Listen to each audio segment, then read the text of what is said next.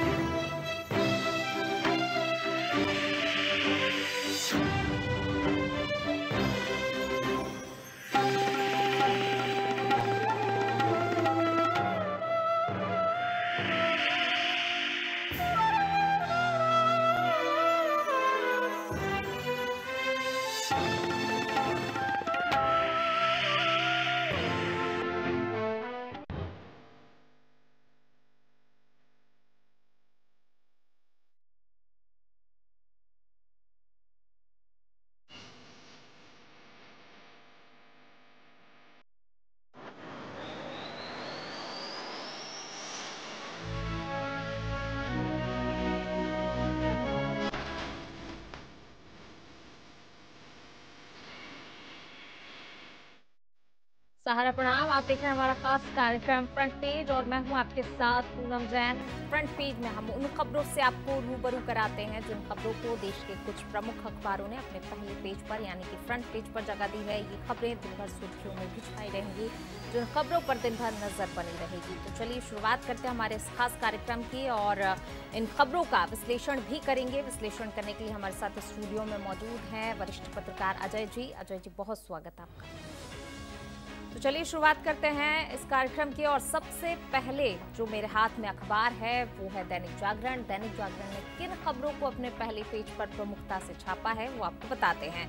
जैसा कि आप सभी जानते हैं, दिल्ली में जो कोचिंग सेंटर में हादसा हुआ है जिसमें छात्रों की मौत हो गई है, लगातार इस मामले को लेकर जो है जांच की जा रही है। लेकिन अब हाई कोर्ट ने इस मामले की जांच सीबीआई को सौंप दी है। मामले की जांच के लिए आखिरी मौका देने के पुलिस के अनुरोध को कोर्ट ने ठुकरा दिया और इसके बाद जो है अब इस मामले की जांच कहा जा रहा है कि सीबीआई करेगी। हाईकोर्ट ने सीबीआई को इस मामले की जांच सौंप दी है। दिल्ली सरकार के गवर्नेंस के पहलू पर विचार के लिए मुख्य सचिव के नेतृत्व में कमेटी गठित की गई है और अब इस मामले की जो है जांच तेजी से जिस प्रकार से चल रही है, हालांकि इस जांच में अब और तेजी भी देखने को मिलेगी जिस प्रकार से अब सीबीआई इस मामले की जांच करेगी। अदालत की तल्ख टिप्पणियां भी आपको बताते हैं क्या कुछ कहा गया है। पुलिस की कृपा है कि कोचिंग सेंटर के बेसमेंट में घुसने के लिए वर्षों जल का चालन नहीं किया गया। चालन नहीं किया गया। दिल्ली के प्रशासनिक, वित्तीय और भौतिक बुनियादी ढांचे पर दोबारा गौर करने का समय आ गया है। यदि मुफ्त संस्कृति पर जा रहे हैं तो आप नहीं जान पाएंगे कि संरचना को कैसे बदला जाए। पुलिस ने ना तो एमसीडी से जब्त की हैं फाइलें, ना ही किसी अधिकारी को पूछताछ के लिए बुलाया है। एमसीडी आयुक्त ने अदालत में स्वीकारी है इलाके में खराब जल निकासी व्यवस्था और नाले पर अतिक्रमण की बात। तो देखिए ये भी स्वीकार किया गया है कि कहां लापरवाही बरती गई है, कहां क्या खामियां थी जिन पर अभी तक गौर नहीं किया गया है। त्रासदियों से पता चला है कि नागरिक एजेंसी द्वारा अदालत के निर्देशों का अक्षरशः पालन नहीं किया जाता है। तो ये जो हैं वो तल्ख टिप्पणियां हैं जो अदालत ने की हैं और कहीं ना कहीं इसमें लापरवाही की साफ तौर पर बात सामने आई जिन पर गौर किया जाना एक समय के अंदर बहुत जरूरी था, लेकिन जिन्हें अभी तक नजरअंदाज किया गया और उसका खामियाजा इन छात्रों को भुगतना पड़ा, छात्रों के परिवारों को भुगतना पड़ा है। और कहीं ना कहीं अब इसी सब चीजों को देखते हुए हाईकोर्ट ने साफ तौर पर कहा है कि अब इस मामले की जाँच जो है वो सीबीआई करेगी। हालांकि पुलिस ने अनुरोध किया था लेकिन उस अनुरोध को ठुकराते हुए कोर्ट ने सीबीआई इस मामले की जांच सौंप दी है।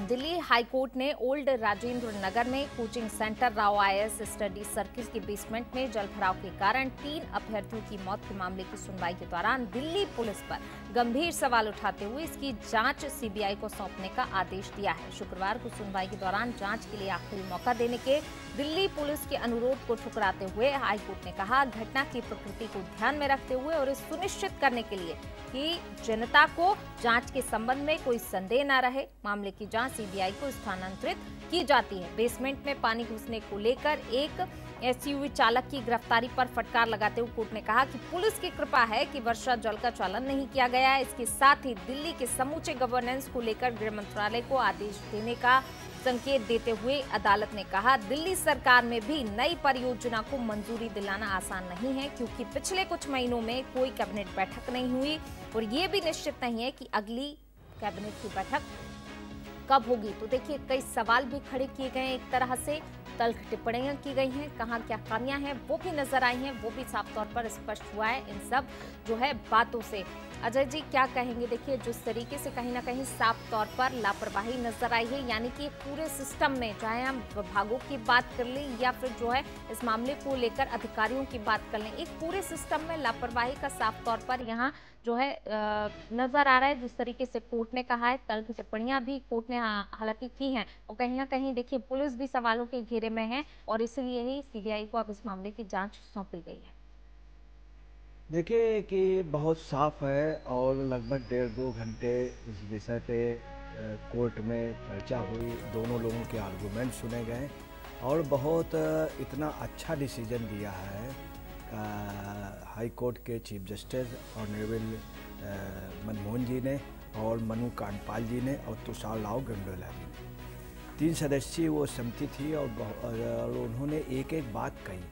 सबसे मेन बात उन्होंने क्या किया, उन्होंने जब देखा ऐसा जो वास्तव में डिमांड थी सीबीआई जांच के लिए, उन्होंने कह दिया। साथ में ये भी कहा कि गृह मंत्रालय को आदेशित किया और पुलिस ने भी अनुरोध किया कि मुझे एक मौका दे दीजिए। दिल्ली सरकार के वकील संतोष त्रिपाठी ने भी कहा कि मुझे एक मौका दे दीजिए। तो उन्होंने कहा कि जब आप अभी तक कुछ नहीं कर पाए तो आपको मौका देने से फ़ायदा क्या है।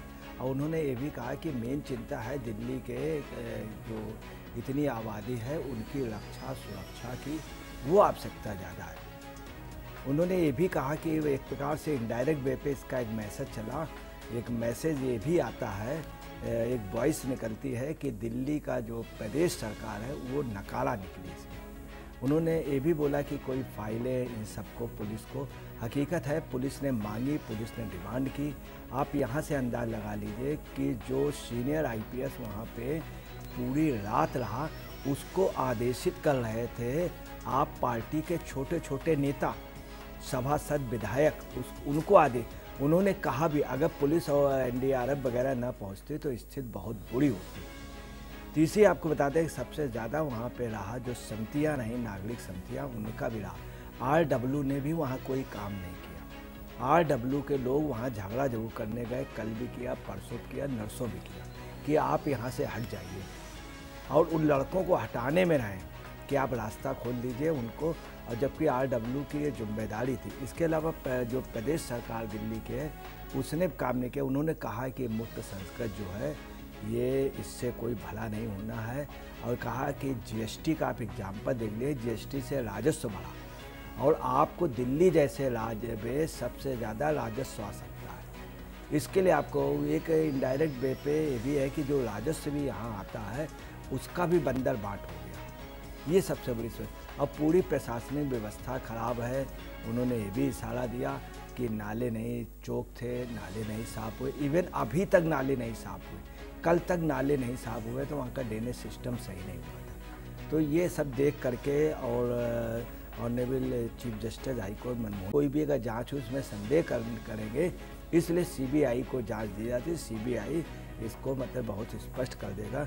उन्होंने ये भी कहा कि प्रशासनिक, वित्तीय और भौतिक बुनियादी ढांचे को में बदलाव होना चाहिए। ये पुराना ढांचा, नया ढांचा होना चाहिए। उन्होंने कहा आधुनिक उनको आधुनिक तरीकों को और वित्तीय प्रशासनिक इन सब में सुधार होना चाहिए। मुख्य सचिव की अध्यक्षता में जो कमेटी हुई थी, वो ये भी बात संतोष त्रिपाठी जो प्रदेश सरकार के, दिल्ली प्रदेश सरकार के वकील थे, उन्होंने कही। दूसरा पुलिस ने भी कही और उनके और जो प्रतिनिधि गए थे उन्होंने कहा कि साहब हमें एक आखिरी मौका दे दीजिए। और उन्होंने कहा कि इसके लिए समिति हमने बनाई है। समिति में जो है वो मुख्य सचिव की अध्यक्षता में समिति है, जिसमें दिल्ली के कमिश्नर हैं और उसके और दिल्ली के विकास प्राधिकरण के डीसी हैं तथा एमसीडी के बीसी हैं। और आपको बता दें सबसे बड़ी बात ये रही कि वहाँ पर एक्सेप्ट कर लिया एमसीडी ने। जिस समय उन्होंने क्वेश्चन किया तो एमसीडी ने एक्सेप्ट कर लिया कि हमारी लापरवाही रही, ख़ास तौर से एमसीडी की लापरवाही।